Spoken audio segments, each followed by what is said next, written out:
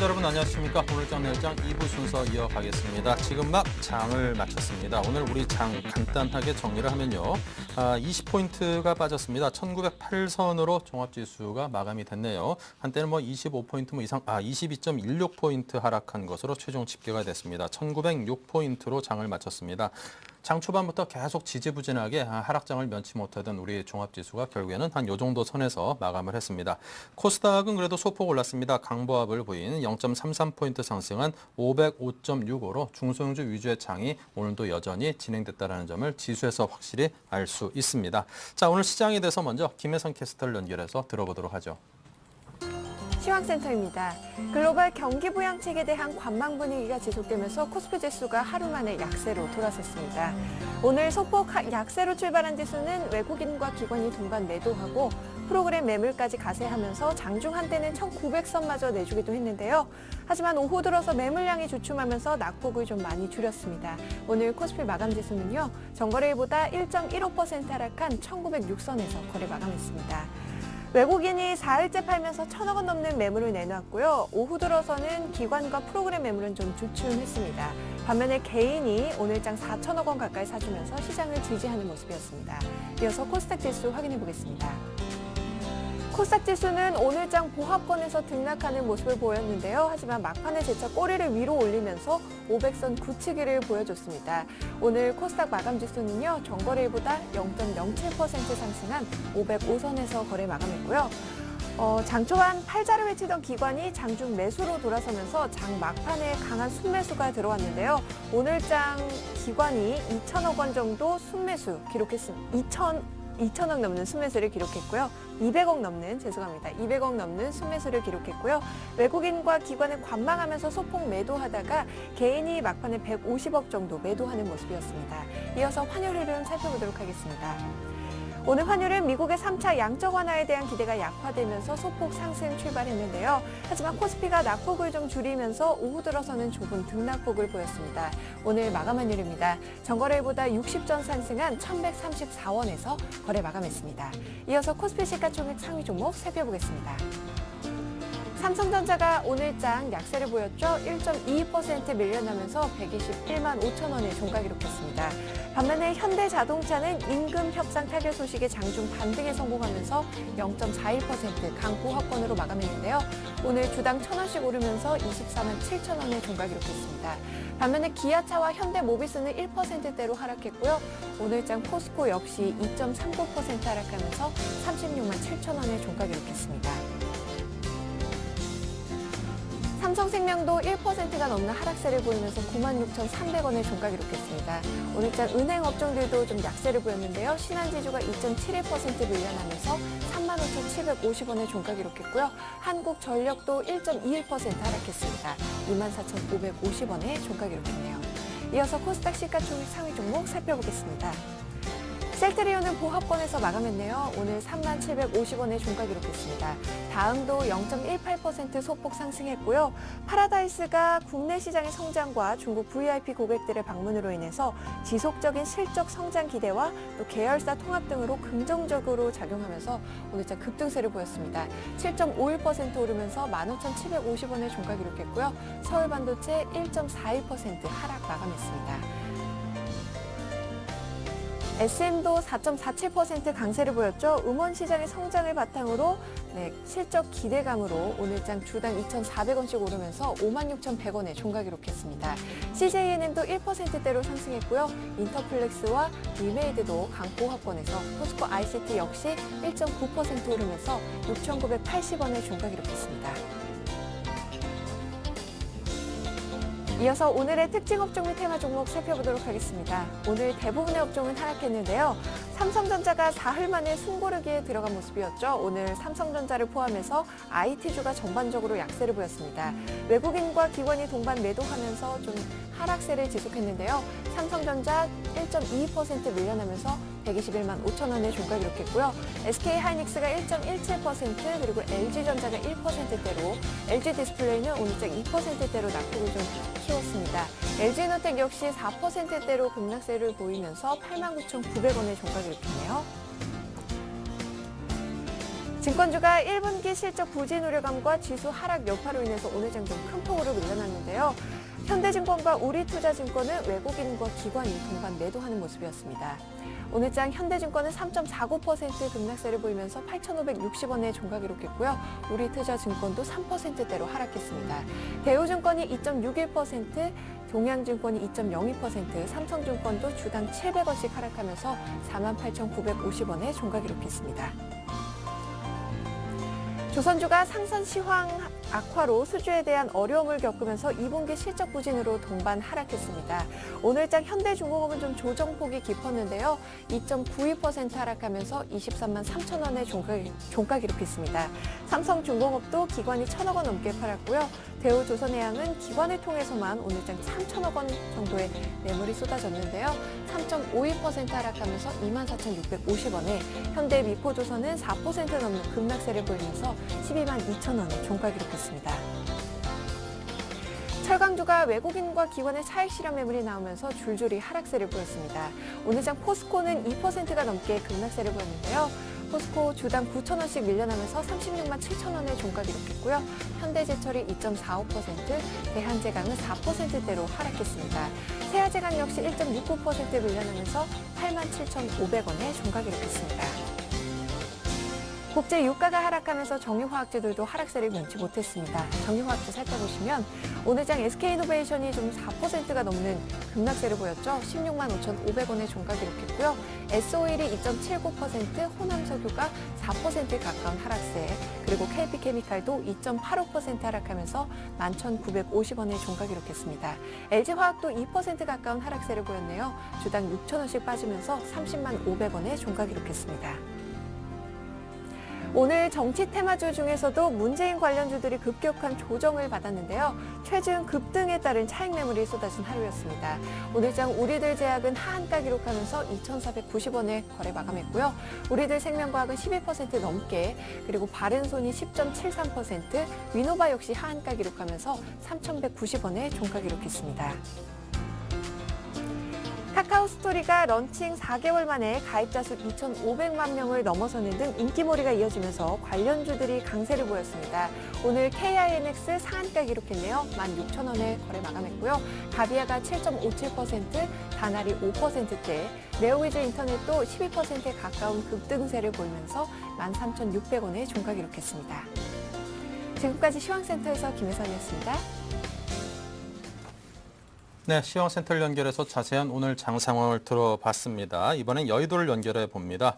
자, 대신증권 컨설팅랩의 최진 책임연구원입니다. 안녕하십니까? 네, 안녕하십니까? 네, 잭슨 회의를 앞두고 연준이 베이지북을 통해서 이 QE3에 대한 기대감을 낮췄습니다. 어떻게 전망하는지 내일장 전략까지 함께 들려주십시오.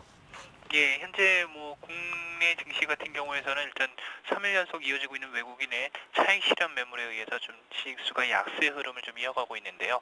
이러한 약세 흐름의 그 배경에서는 일단은 현재 8월 중 국내 증시의 상승세를 이끌었었던 QE3에 대한 기대감이 차츰 낮아지고 있는 것으로 좀 볼 수 있을 것 같습니다. 앞서 지난 1, 2차 양적 완화의 기대감이 잭슨홀 연설에서 형성되었다는 학습 효과가 이미 8월 중 시장에서 기대감을 좀 더 불러일으켰고요. 다만 앞서 말씀하신 바와 같이 최근 미국의 경기 상황 자체를 판단했을 때 그리 나쁘지 않다는 흐름과 함께 재료가 이미 노출된 상황에서 추가 경기 부양 조책에 대한 언급이 제한적일 수 있다는 판단하에 그 현재 QE3에 대한 기대감이 좀 약화되는 국면으로 볼 수 있을 것 같습니다. 하지만 이번 버냉키 연준 의장이 잭슨홀 연설에서 할 수 있는 언급 자체가 사실상 양적 완화를 부인하는 조치는 나오기는 힘들 것으로 보여지고요. 이에 따라서 아무래도 그 QE3에 대한 기대감은 사라지는 것보다는 좀 더 연말까지 지연되면서 기대감을 연장시키는 국면으로 좀 작용할 것으로 판단되고 있습니다. 또한 9월에는 잭슨홀 연설을 제외하더라도 연속된 중앙은행 이벤트가 이어지면서 기대감 유지가 좀 더 가능할 것으로 보여지고 있는데요. 다가오는 9월 6일 22 통화정책회의를 비롯해서 9월 12일과 13일 FOMC 회의가 이어지는 가운데 정책 기대감이 좀 더 연장되는 국면이 나타나지 않을까 볼 수 있을 것 같습니다. 유럽과 관련된 문제 역시 스페인과 관련해서 22일 국채 매입 지연 및 ESM의 출범에 불확실성이 존재하고는 있지만 현재 이러한 불확실성이 9월 중에 제거될 경우에 지수의 하단은 지지하는 노력을 보일 것으로 보여지고 있고요. 다만 9월 중순까지에 따른 현재 높아졌었던 기대감이 낮아지는 국면에서 일단 일정 기간 동안의 변동성 국면이 다소나마 좀 지연될 것으로 보여지고 있습니다. 네. 자, 알겠습니다. 지금까지 대신증권의 최진 책임연구원을 연결해서 내일장 투자 전략과 오늘장 마감에 대한 의견을 들어봤습니다. 감사합니다. 네, 감사합니다. 네, 이어서 오늘장 수급을 분석해봐야죠. 샘플러스의 이상로 전문위원을 연결합니다. 안녕하십니까? 네, 안녕하십니까. 네, 먼저 오늘장 수고하셨습니다. 먼저 오늘장 수급과 또 업종별 특징부터 들어볼까요? 예, 알겠습니다. 일단 코스피 같은 경우에 오늘 1900포인트를 지켜주는 모습이 나왔다고 먼저 좀 간략하게 좀 설명을 드리겠고요. 그래서 일단 1906포인트로 마감을 했습니다. 그래서 일단은 1% 정도 지금 빠지는 모습을 나타냈고요. 그리고 코스닥 같은 경우에는 500포인트를 회복하면서 505.64포인트로 마감을 하는 모습을 나타냈고요. 그만큼 어느 정도 지금의 수급 자체는 코스닥이 열려있다. 그렇게 좀 말씀을 드릴 수가 있겠습니다. 그래서 거래소에 일단은 수급적인 부분 한번 보시면요. 개인만이 나홀로 매수를 했습니다. 그래서 3천억 가량을 매수를 했고요. 외국인과 기관은 팔자세를 보였다. 하지만 장 후반에 어느 정도는 조금 매수세에 가담을 하는 모습 보이면서 1900선을 회복하는 모습이 내일 시장 자체를 조금은 긍정적으로 볼 수 있는 계기가 되지 않았나 그렇게 말씀을 드리겠고 코스닥 같은 경우에는 기관을 매수세가 중심으로 나타나는 모습이 나왔습니다. 그만큼 좀 코스닥 쪽에 지금은 투자 심리 자체가 열려있는 모습이 나타났다. 그렇게 말씀을 드릴 수가 있겠고요. 그래서 지수상으로 업종별로 한번 같이 보시면요. 일단 코스피 업종 같은 경우에는 오늘 섬유의복이라든지 비금속 광물, 그래서 인기 없는 종목군들 위주로 많이 올랐다고 그렇게 말씀을 드리겠고 그만큼 소외됐던 곳이 저점 매수세가 가담되면서 오르지 않았나 그렇게 분석을 좀 해드리겠고 그리고 장 중반까지는 의료정밀 업종이 상당히 큰 폭의 상승세를 좀 기록을 하고 있었습니다. 하지만 장 마지막까지 가면서 많이 빠지는 모습이 나타났죠. 그리고 전기전자 업종 같은 경우에도 마찬가지로 일단은 삼성전자가 오늘 또 하락을 했습니다. 하락하면서 전기전자 업종 자체가 빠지는 모습이 나타났다. 그래서 코스피 같은 경우에는 대부분 조금 하락하는 흐름이 나타났고요. 대신 코스닥 같은 경우에는 오늘의 중요 이슈를 뽑자면 중국과 음원이 아니겠나 그렇게 말씀을 드릴 수 있겠습니다. 그만큼 중국 관련으로 상당히 큰 폭의 상승세를 기록을 했고 그리고 음원 콘텐츠 같은 경우에 큰 폭의 상승세를 이루어내면서 오늘 코스닥 시장을 이끌었다 그렇게 조금 말씀을 드리겠습니다. 네. 자, 그렇다면 이슈와 함께 오늘 등락을 나타낸 특징주는 어떤 것일까요? 예, 일단은 정유주부터 한번 좀 살펴보셔야 될 것 같은데요. 네. 정유주가 상당히 흐름이 좋았었습니다. 그래서 SK이노베이션을 비롯해서 정유주 같은 경우에 일단은 정제 마진에 대한 기대감이 어느 정도 불러일으켜지면서 상당히 큰 폭의 상승세가 있었는데요. 오늘 같은 경우에는 지금 4% 정도의 큰 폭의 하락세를 기록을 했습니다. 이유를 한번 먼저 보신다면 일단은 급하게 올랐다는 기대감이 좀 있었죠. 급하게 올랐기 때문에 거기에 대한 차익 실현 매물이 좀 나왔다고 보실 수가 있겠고요. 그리고 두 번째로 좀 말씀을 드리고 싶은 거는 일단은 미국의 허리케인이죠. 그래서 한국에는 태풍이라고 하면 미국의 허리케인이라고 하는데요. 그 부분 자체가 아이작이라는 그 허리케인이 다가오면서 정유시설이 상당한 피해를 입을 것이라는 뉴스가 돌면서 유가가 상승을 좀 했었습니다. 하지만 그 우려감 자체가 완화가 되면서 유가가 하락을 했죠. 그런 부분에 지금 같은 경우에는 좀 하락을 하면서 지금 차익 실현 매물이 좀 나왔다고 그렇게 말씀을 드릴 수가 있겠고요. 그래서 생각보다는 좀 큰 폭의 하락세가 나오면서 내일장에서도 조금 더 하락을 할 수 있는 그렇지 않나 그렇게 말씀을 드리겠습니다. 일단은 변곡점까지 올라온 위치이기 때문에 좀 더 보유를 하고 계신 분들은 좀 더 기다리셨다가 매도를 하는 전략을 좀 취하시자 말씀을 드리겠고요. 그 다음에 살펴보셔야 될 종목은 파라다이스를 말씀을 드리겠습니다. 최근에 이슈가 되는 종목군들을 한번 살펴보시면 컴투스도 중국 모멘텀이죠. 그리고 코스맥스 화장품 업종도 중국 모멘텀이고요. 그리고 파라다이스 또한 지금 중국 모멘텀을 가지고 우상향하는 패턴, 상당히 큰 폭의 상승세를 기록을 했습니다. 그래서 7.5% 정도 상승을 했는데요. 그만큼 지금 같은 경우에 신고가 행진을 계속적으로 이어나갈 수 있는 더딤돌이 되었다. 그렇게 좀 말씀을 드리겠고요. 그래서 중국의 소비가 어느 정도 일어나는지는 아무도 모릅니다. 하지만 지금 같은 경우에는 수익률 게임이라고 하죠. 기관의 매수세가 계속적으로 유입이 되면서 가는 종목군이 더욱더 갈 수 있는 계기가 되지 않나 그렇게 좀 말씀을 드리고 싶고요. 그래서 기관의 오늘 같은 경우에 외국인까지 함께 양매수가 들어오면서 큰 폭의 상승세를 이뤄냈다. 그렇게 말씀을 드리겠습니다. 그래서 일단은 어느 정도까지는 좀 더 지금의 시장과 부합하는 이치죠. 그렇기 때문에 파라다이스도 긍정적인 관점에서 생각을 좀 하셔야 된다. 그렇게 말씀을 드리겠고요. 마지막으로 한 종목만 더 알아보시면 SM이죠. SM 같은 경우에는 오늘 일단 음원 관련주가 상당히 강세를 보였습니다. 그래서 네오이즈 인터넷 같은 경우에도 어제 일은 오늘도 급등세를 보였고요. 그래서 지금 같은 경우에 SM 같은 경우에는 시총 1조를 넘은 게 지금 52,000원, 53,000원 부근이 시총 1조거든요. 거기에 대해서 지금 지키는 흐름이 어제도 나왔죠. 어제 지켜주다 보니까 오늘 강한 흐름 자체가 나올 수 있는 계기가 되었다고 말씀을 드리겠고요. 그만큼 기관이 상당히 좋아하는 종목입니다. 보시면 아시겠지만 기관이 상당히 많이 사고요. 또한 연기금 또한 지금은 한류에 입성을 하면서 이 종목 같은 경우에는 시총 1조를 더욱더 안전하게 지키는 계기가 되지 않았나. 그래서 추가적인 상승은 분명히 있을 수 있다고 좀 말씀을 드릴게요. 그래서 조심스럽게 전망을 하진 않겠습니다. 일단은 SM 같은 경우에는 지금 시장 분위기와 상당히 좀 부합하는 부분이 있기 때문에 일단은 장중 눌림목을 조금 공략을 해보시자 그렇게 말씀을 드리겠습니다. 네, 자 오늘의 특징주를 들어봤습니다. 자 그렇다면 내일장 관심 둘 만한 종목은요? 네, 지금 시장의 분위기는 신고가, 그렇죠. 신고가를 가는 종목, 그리고 박스권을 돌파하는 종목, 그리고 세 번째가 중국 모멘텀입니다. 이 세 가지를 부합하는 종목군이 지금은 잘 없습니다. 없고요. 대신에 제가 이틀 전에 말씀드렸던 휘비츠 같은 경우에는 상당히 괜찮다 그렇게 말씀을 드리겠고 한 가지 종목을 좀 더 연구해 보니까 제일기획이라는 종목군을 조금 생각을 해봤습니다. 일단 제일기획 같은 경우에는 차트적으로 먼저 말씀을 드리면 지금 박스권 상단이죠. 박스권 상단이고요. 거기에 대해서 지금 어느 정도의 지지되는 모습이 나타나는데요. 일단 기관과 외국인의 어느 정도 세력 단가 같은 경우에는 한 23,300원에서 24,400원 정도 그 정도로 보이는데 여기 밑에 제가 선을 그어놨는 부분이 어느 정도의 세력 단가가 될 것 같습니다. 그 부분에서 지금 오늘도 지지하는 모습을 보여줬고요. 다시금 26,000원까지 땡기는 모습.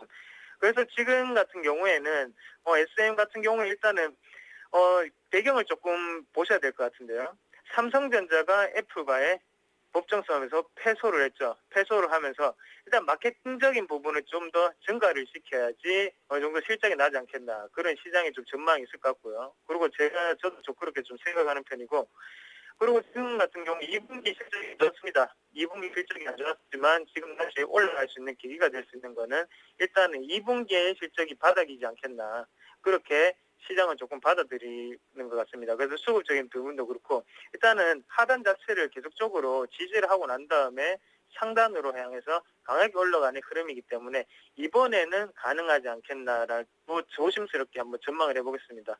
그만큼 수급적인 부분도 상당히 긍정적으로 좀 작용을 하고 있고요. 그래서 지금 연기금이 일단은 매수세에 좀 가봐는 게 조금 긍정적으로 좀 생각이 된다. 그렇게 좀 말씀을 드리겠습니다. 그래서 일단 매수가를 한번 보시면 일단 지금 같은 경우에는 매수가 같은 경우에 25,000원에서 27,000원 사이에 분할 매수로 좀 접근하시면 좋을 것 같아요. 그래서 분할 매수 접근을 하시고요. 대신에 1차 목표가 같은 경우에는 21,500원 정도까지는 좀 생각을 한번 해보시자. 그렇게 말씀을 드리겠고 2차 목표가를 만약에 잡는다면 그때는 홀딩을 하시고 좀 신고가를 계속적으로 좀 지켜보시자. 그렇게 말씀드리겠습니다. 지금 시장 분위기는 신고가입니다. 예, 그리고 손저가 같은 경우에는 확실하게 좀 지켜주시는 게 좋겠습니다. 손저가 같은 경우에는 19,800원이죠. 하단에 19,800원을 이탈할 시에는 추세 자체가 하락 추세로 바뀌는 추세이기 때문에요. 그 부분을 꼭 명심하시고 투자에 한번 임해보시자. 그렇게 말씀을 드리겠습니다. 네, 알겠습니다. 자, 지금까지 이상로 전문가와 함께 오늘장 수급 특징에 대해서 상세하게 짚어봤습니다. 오늘 말씀 감사합니다. 네, 고맙습니다.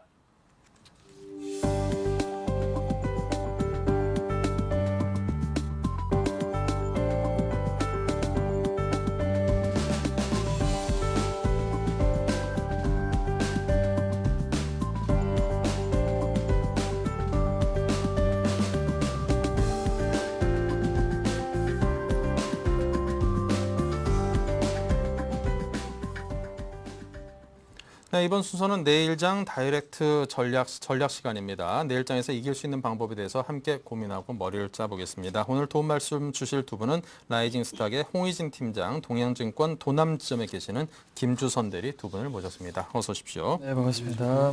네, 먼저 다이렉트 전략 어떤 것들이 있는지 화면으로 봅니다. 네, 주식을 살지, 그리고 변수는 종목 선정법은 또 무엇을 살지입니다. 네, 이에 대해서 두 분께서 주신 의견은요. 홍의진 팀장께서는 대형주 매집 전략을 9월에 옵션 만기를 변수로 꼽았고요. 현재 박스권 종목이 돼서 성우 하이텍을 꼽았습니다. 그와 관련해서 또 우리 김주선 대리께서는 매수는 멈춤, 그리고 관망이 우선이다. 또 잭슨홀과 외국인의 매도세에 유의하자고 했고요. 중소형주 및 안전자산에 대해서 코덱스 골드 선물을 또 이야기했습니다. 네, 두 분의 다이렉트 전략을 개략적으로 살펴봤습니다. 이슈 하나하나 풀어보겠습니다. 먼저 주식을 살지에 대해서 이야기를 해보겠습니다. 홍의진 팀장님. 네. 자, 일단은 저는 대형주를 좀 매집하자라는 말씀 한번 드려보도록 하겠습니다. 매집이 뭐 적극적인 매수다 이런 부분은 아니고요. 일단은 조정이 나온다. 그러니까 시정이 뭐 1900선 이탈한다라면 그때부터 좀 조금씩 사보는. 지난주에 이어서 마찬가지겠죠. 일단은 비중 조절하시는 게 가장 좀 중요할 것 같고요. 그러니까 지금 대응이 안 되시는 분들은 추격 매수 하셨다가는 대응 자체, 그러니까 적재적소에서 팔지도 못하고 손실만 좀 키우는 그런 흐름이 연출될 수 있기 때문에 현재로서는 오르는 종목, 그러니까 가는 말에 올라타는 그런 구간은 아니다라는 거 한번 말씀드리도록 하겠고요. 근데 이제 많은 분들이 지금 뭐 뉴욕이나 지금 미국 증시나 그다음에 유럽 증시에 대한 우려감을 좀 갖고 계시죠. 근데 이제 큰 틀에서 봤을 때는 결국엔 올라갈 수밖에 없지 않나라고 생각을 하고 있습니다. 이유 자체는요. 문제 자체가 피크였던 기간이 그전, 그러니까 뭐 6월달, 5월달, 7월달이었죠. 예, 그런 측면에서 봤을 때 그런 위기 구간도 지금까지 넘겨왔었고 이제는 어느 정도 좀 대응 전략을 짤 수 있는 그런 시간적인 여유가 있기 때문에 현재로서는 아무래도 우려감을 좀 갖기보다는 잠깐 좀 쉬어가기 흐름에 있어서, 그러니까 쉬어가기 흐름에서 지금 대형주를 좀 매집할 수 있는 기회로 활용을 하시는 게 상당히 좀 맞지 않나라고 생각이 됩니다. 그다음에 지금 일단은 비중 같은 경우는 주식 비중 한 60%나 현금 비중 한 40% 정도 좀 갖고 계시는 게 좀 맞을 것 같은데, 일단 현재로서는 지금 프로그램 매도 물량은 저는 받는 것이 상당히 좀 좋다라고 생각을 하거든요. 이유 자체는 외국인 물량 자체는 뭐 계속해서 좀 나오고 있긴 하지만은 기관들, 그러니까 특히 이제 기관들의 저가 매수가 이제 조금씩 또 유입이 되고 있는 부분. 그러니까 지금 오늘 같은 경우도 기관들의 물량이 한 1,800억 정도 출회가 됐죠. 근데 이제 이런 물량 자체가 조금씩 1,900선에 가까이 갈수록 좀 줄어드는 흐름이 연출이 되었습니다. 오후장에도 그렇고요. 그렇기 때문에 오늘 같은 경우는 기관이 좀 사고 있는, 그러니까 지금 매도폭이 좀 줄여주는 업종에 대한 관심은 좀 여전히 좀 필요해 보인다라는 거 한번 말씀드릴 수 있을 것 같습니다. 네, 자 그에 대해서 김주선 대리께서는 어떤 의견을 갖고 계십니까? 오늘은 조금 제가 팀장님하고 그 의견이 좀 엇갈리는 것 같은데, 저는 일단 대형주는 일단 매수보다는 관망 혹은 일부 매도까지도 좀 말씀을 드리고 싶어요. 그 이유는 지금 이제 외국인들이 그동안 우리나라 신용등급 그 무디스에서 신용등급 상승하기 전까지 계속 정말 무차별적으로 사다가 오히려 그 신용등급 이슈가 발표되고 지금 계속 물량이 나오고 있거든요. 근데 그 수급적인 부분도 외국인 때문에 사실은 우리가 어느 정도 안전판 역할을 해줬었는데 그 부분이 지금 매도세로 돌아섰고, 거기다가 지금 이슈 자체도 더 이상 모멘텀이 나올 게 뭐가 있을지에 대해서 조금 생각을 해볼 필요가 있을 것 같습니다. 특히 지금 31일 날 저번 주에도 말씀드렸지만은 뭐 양적 완화에 대한 부분으로 조금 모멘텀이 되기는 좀 힘들어 보이는 부분이 있고요. 특히 아까 베이지북도 말씀해 주셨지만은 미국 지표들이 좀 돌고 있습니다. 그렇기 때문에 추가 부양이 지금 뭐 추가적으로 나올 가능성이 상당히 적어지고 있는 건 사실이고요. 거기다가 지금 그 미국 정치 쪽에서도 지금 만약에 인위적으로 개입하는 거에 대해서 선거 운동하고 결부시키는 부분이 좀 나오고 있기 때문에 그 부분을 봤을 때는 우리가 지금까지 오른 이유는 다 경기 부양에 대한 기대감 때문이었는데 이것들이 이제 희석되고 있는 과정 아닌가.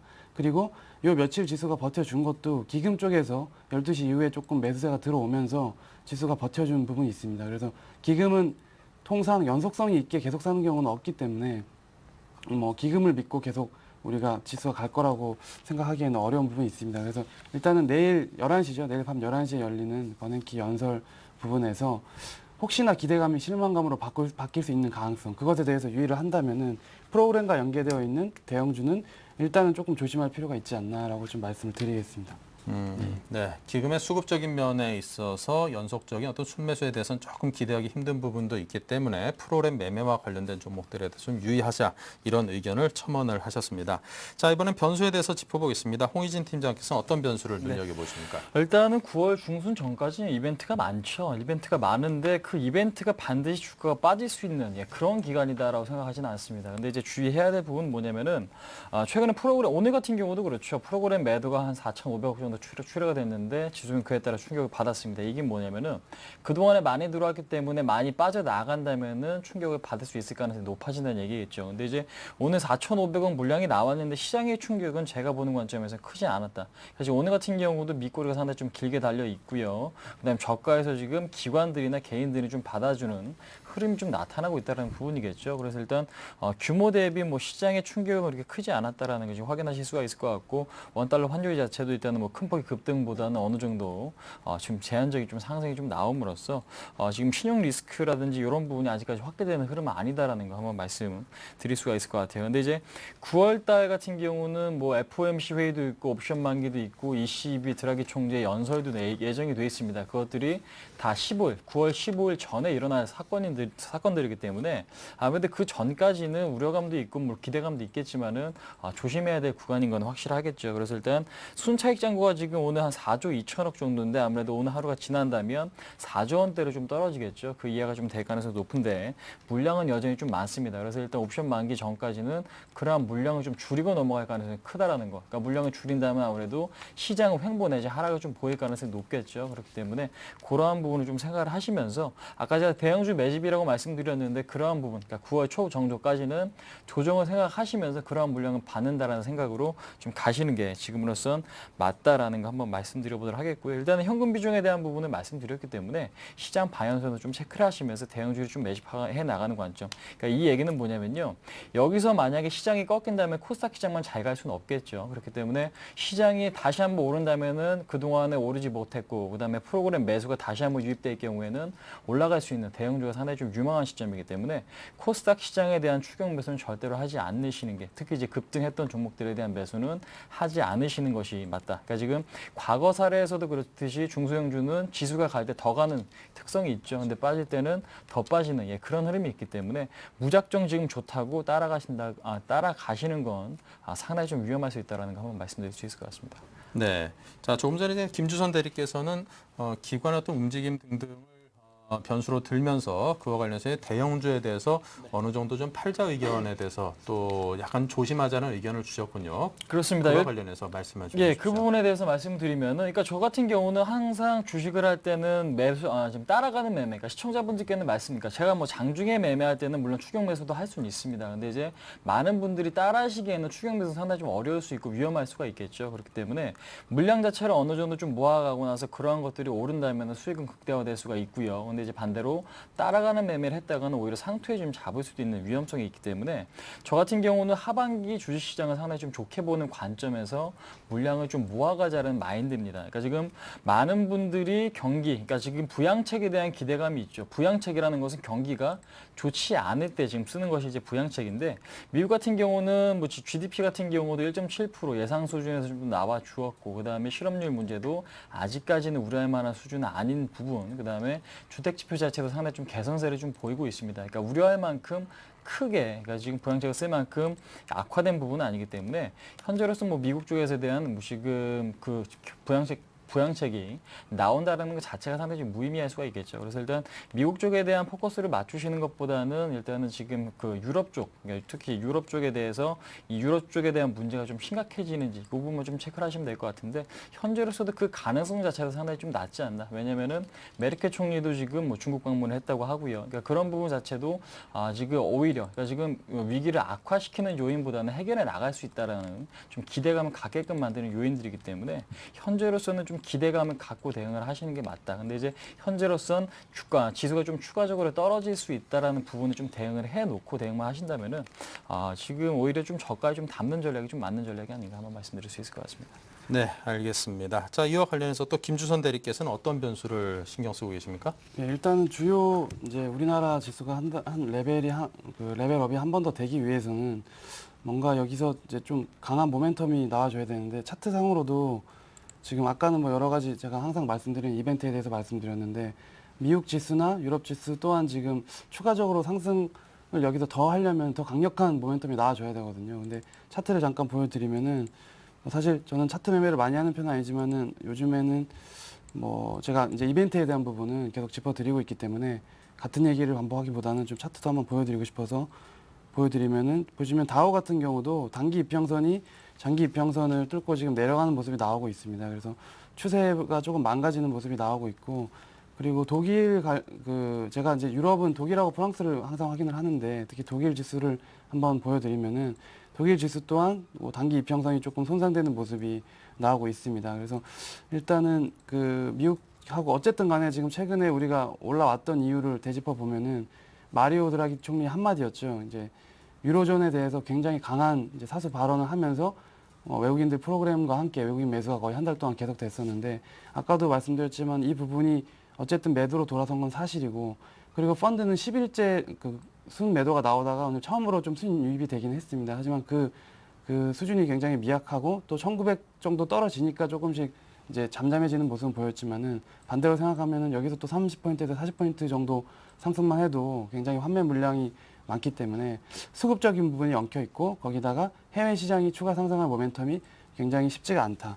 예, 그 부분을 말씀드리고 아까 잭슨홀 부분은 계속 제가 강조를 드렸는데 9월 6일 날 또 ECB 정책회의가 있거든요. 근데 지금 잭슨홀 쪽에는 이제 ECB 쪽 사람들은 오지 않기로 했다는 말이 있습니다. 그래서 좀 31일에는 그래서 저는 사실은 별게 없지 않나라고 생각을 하는데 9월 초로 만약에 그 이제 선물 보따리라고 표현을 할까요? 만약에 넘어간다면은 9월 초에 좀 포커스를 맞추고 대응을 하는 게 좀 좋아 보이고 일단은 내일 밤 그 연설 자체는 어떻게 나올지 모르기 때문에 그 실망감이 혹시 나올까봐 그 부분에 대한 대비는 필요하다라고 좀 첨언을 드리겠습니다. 예.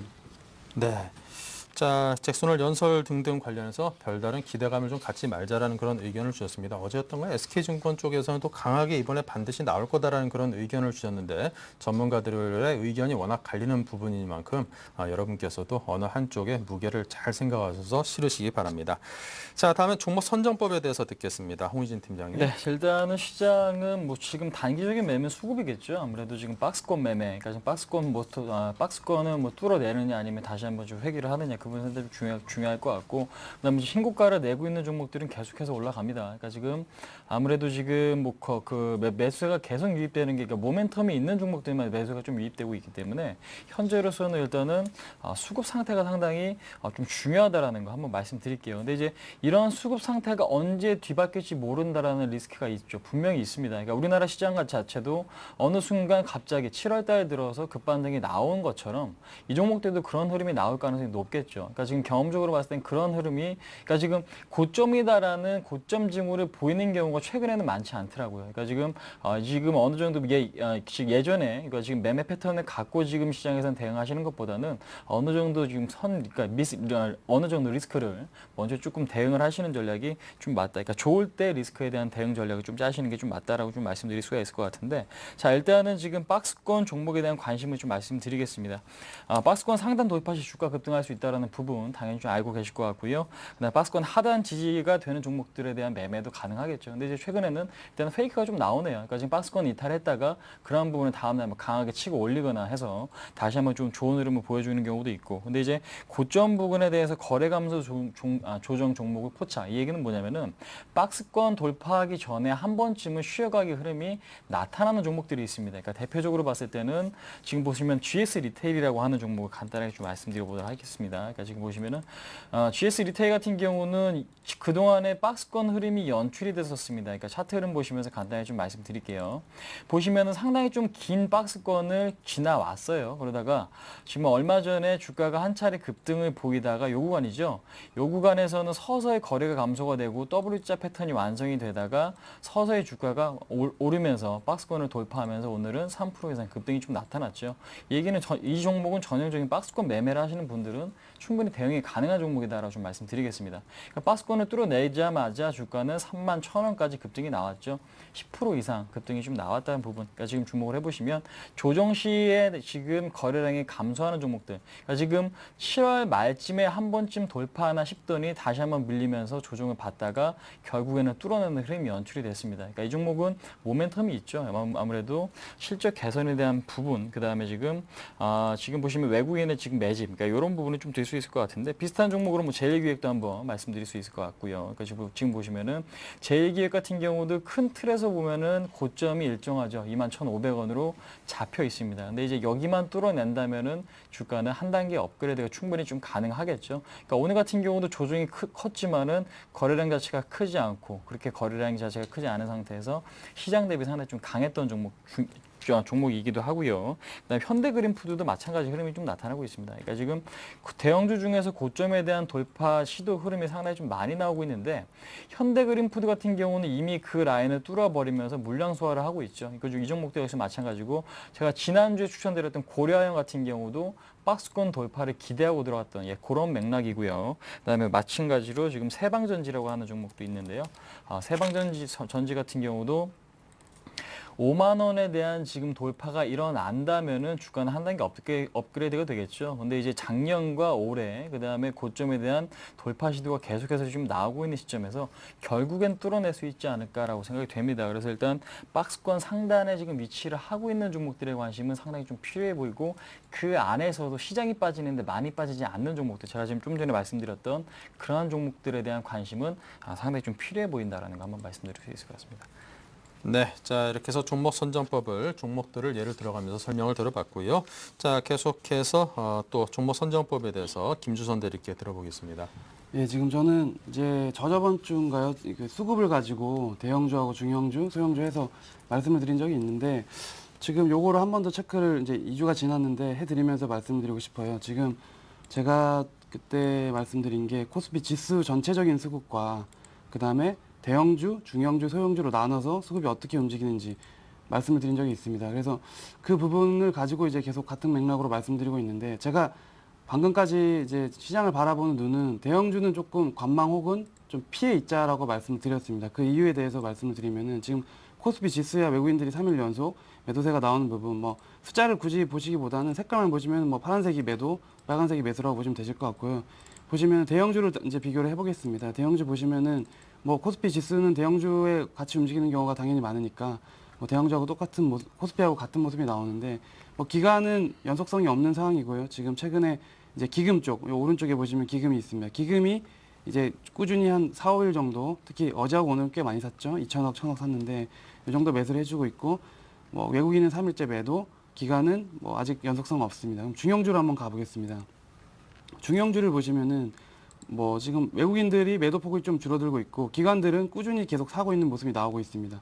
기관들 같은 경우는 대형주를 매도를 하는 거 가지고 중형주 쪽으로 좀 베팅을 하면서 수익률 게임 관리를 하고 있다라고 봐도 무방할 것 같고 지금 시장을 보시면 나타나고 있습니다. 아까 우리 홍 팀장님께서 말씀해 주신 GS 리테일이나 뭐 이런 종목들 중소형주라고 할 수 있겠죠. 중형주라고 할 수 있는데 그 부분들은 기관들 수급이 좀 들어왔을 가능성이 상당히 큽니다. 제가 GS 리테일 수급을 모르고 있지만은 아마 조사하면 그럴 거예요. 예, 그리고 소형주 같은 부분도 뭐 외국인들은 어차피 소형주는 많이 사지 않기 때문에 기금이나 뭐 기관 쪽에서 좀 베팅하는 부분이 있습니다.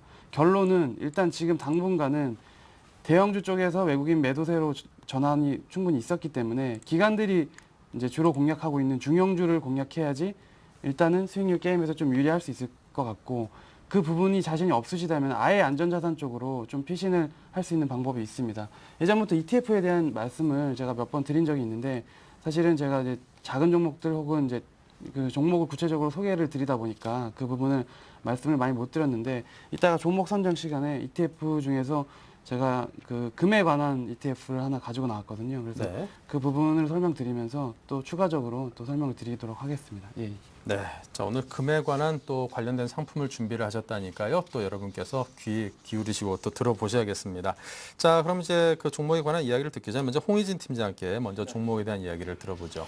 자, 일단은 성우하이텍 한번 지금 말씀을 한번 드려볼까 합니다. 제가 오늘 관심 있게 좀 볼만한 종목을 성우하이텍을 좀 말씀을 드리고 하는데 좀 전에 말씀을 드렸죠. 박스권 흐름을 형성하는 종목들에 대한 관심이 좀 필요하다는 부분, 그다음에 수급이 좋은 종목들에 대한 관심이 좀 필요하다는 거 좀 말씀드렸고요. 그다음에 지금 대형주는 매집 관점이라고 말씀드렸습니다. 매집에 대한 이해를 정확히 하실 필요가 있을 것 같은데 매집이라는 것은 어느 순간 그러니까 지금 계속해서 지금 예를 들어서 일주일에 뭐 삼성전자를 한 주씩 사신다거나 아니면 뭐 한 달 단위로 뭐 어떤 특정 종목을 몇 주씩 모아 가시는 거를 매집이라고 하죠. 근데 이제 많은 분들이 이렇게 말씀드리면은 대형주만 사라 그러는 줄 알고 이해하시는 분들이 상당히 좀 많습니다. 그러니까 그렇기 때문에 대형주, 그러니까 지금 본인의 성향을 먼저 좀 파악하실 필요가 있을 것 같아요.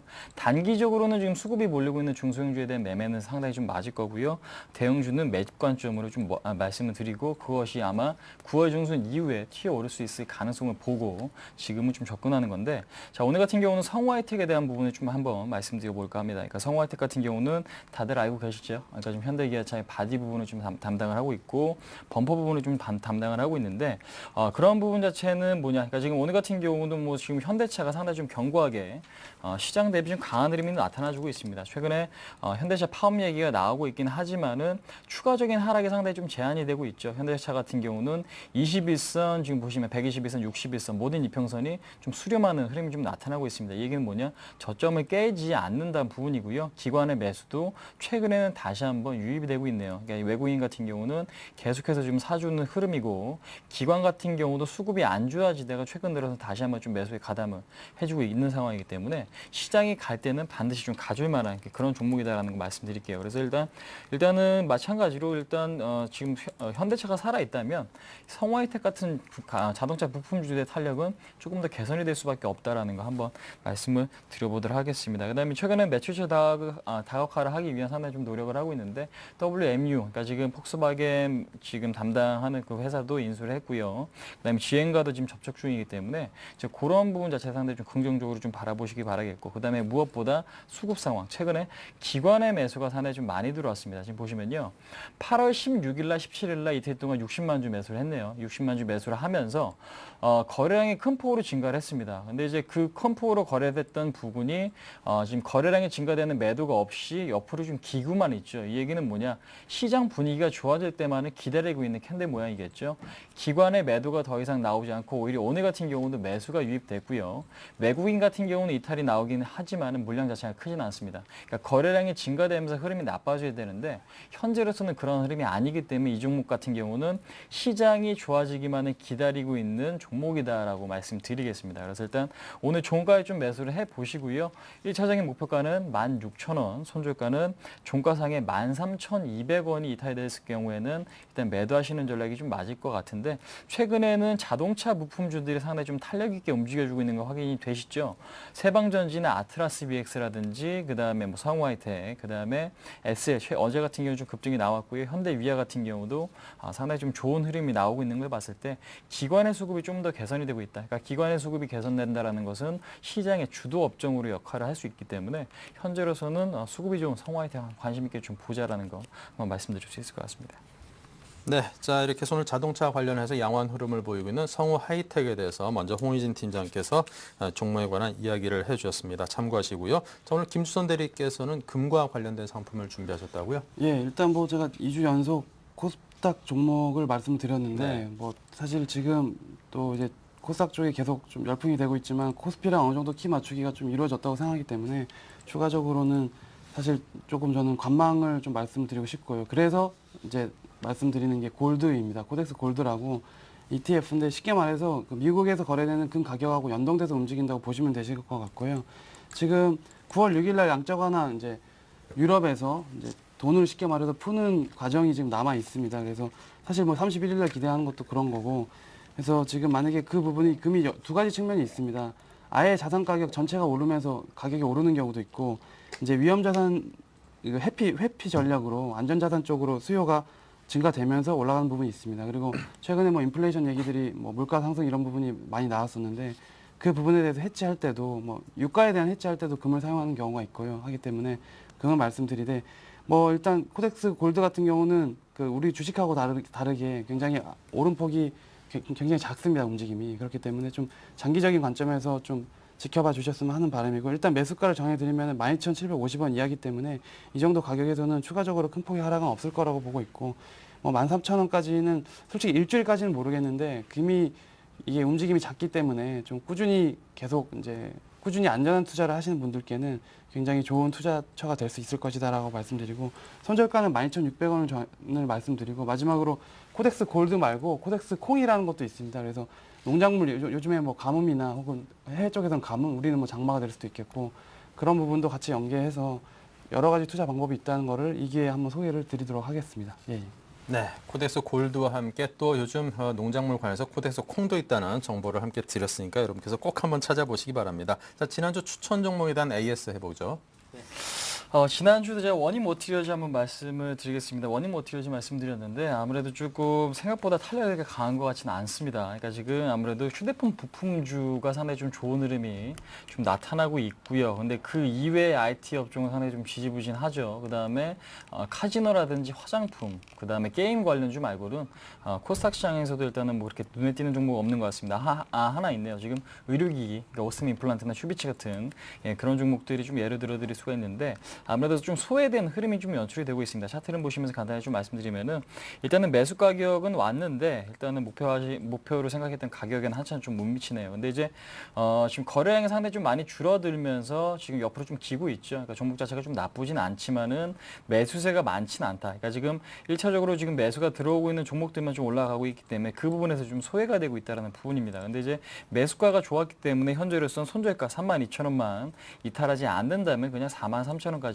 가져가신다는 마인드가 좀 필요합니다. 그러니까 종목 자체가 굉장히 좀 좋기 때문에 아무래도 업종의 순환매도 좀 기대해 볼 수 있다면 다시 한번 좀 IT, 그 다음에 실적이 좋은 종목 쪽으로 자금이 유입될 가능성이 크겠죠. 예, 그런 측면에서 봤을 때도 상당히 지금으로서도 좀 메리트가 있는 그런 구간이다라는 거 한번 말씀드릴 수 있을 것 같습니다. 네, 자 계속해서 김주선 대리의 종목 AS는요. 네, 일단 매일 유업을 말씀드렸었는데 뭐 여러 가지 실적에 대한 부분은 차치하고 지금 매수가가 좀 미도달된 상태고 특히 오늘 급등이 있었지만은 그 지금같이 대형주가 굉장히 부진할 때 이런 중형주 그리고 뭐 실질적으로 거의 수출 기업 이렇게 보기는 힘들거든요. 그렇기 때문에 이런 쪽은 오히려 계속 좋은 상황이 연출될 가능성이 있고 오히려 대형주 쪽에 매기가 오기 시작하면은 그때는 조금 주춤할 수 있다. 이렇게 반대로 좀 생각하시면 되실 것 같고 향후에도 흐름은 여전히 단기적으로는 좀 좋아 보이기 때문에 뭐 충분히 계속 관심권에 넣으시고 트레이딩을 할 수 있는 구간이라고 생각되고 있습니다. 예. 네, 알겠습니다. 자, 이렇게 해서 두 분께서 다이렉트 전략을 여러분께 전수를 해드렸습니다. 다시 한번 개괄적으로 정리를 해봅니다.